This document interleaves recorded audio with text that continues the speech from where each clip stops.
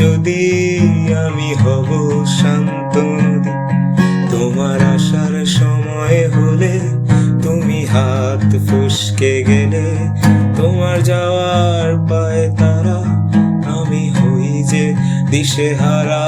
তুমি অন্য গ্রহের চাঁদ, আমার একলা থাকার ছাদ, তোমার ফেরার সম্ভাবনা অমাবস্যায় জোছনা।